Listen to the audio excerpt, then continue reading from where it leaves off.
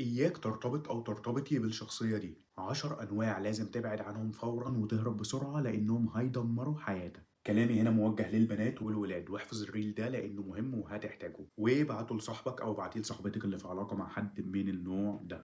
رقم واحد الجولد ديجر، المادية. كل اللي يهمها الفلوس والهدايا والمستوى الاجتماعي، مش بتحبك لشخصيتك. وده على فكرة حتى لو انت قادر، هي ما زالت مادية. وطبعا نفس الكلام للبنت، اللي معاكي لو طلب فلوس وقالك سلفة اعرف انه بيستغلك، ولو بتنزله بيخليكي تدفعي اعرف انه بخيل لا خلاص. رقم اتنين اللي لسه خارج من علاقة، يا اما داخل العلاقة دي علشان ينسى العلاقة القديمة، يا اما مشاعره مش مستقرة ومش عارف هو بيعمل ايه، وفي الحالتين ده مش بيبقى حب، ولو فاق هيسيبك. رقم تلاتة الدراما كوين، بتعمل دراما من اي حاجة، بتحب المشاكل، بتكبر مواضيع وبتقلب الترابيزة. حياتك هتعيشها مرة، فمش ناقصة تعيشها في خناقات. رقم أربعة النرجسي، بيلعب بعقلك وبيستخدم أساليب كتيرة زي الزعل، التجاهل، الصمت العقابي أو التأنيب علشان ياخد اللي هو عايزه. وفي نوع كمان بيعيش دور الضحية وعمره ما بيعترف بغلطه، دايما هو صح وانت اللي غلط. رقم خمسة اللي بيحور أو بيكذب كتير في الكبيرة والصغيرة، لو قفشته مرة خلاص، لأنه لو كذب مرة مش هيتغير، وده ابعد عنه واعرف إنه هيعيشك في كذب كتير. خليك واعي للريد فلاجز دي من الأول، واختار حد يكون مناسب ليك. وعلشان وقت الفيديو، الخمس أنواع التانيين في الفيديو اللي جاي. فولو لايك علشان تتابع الجديد.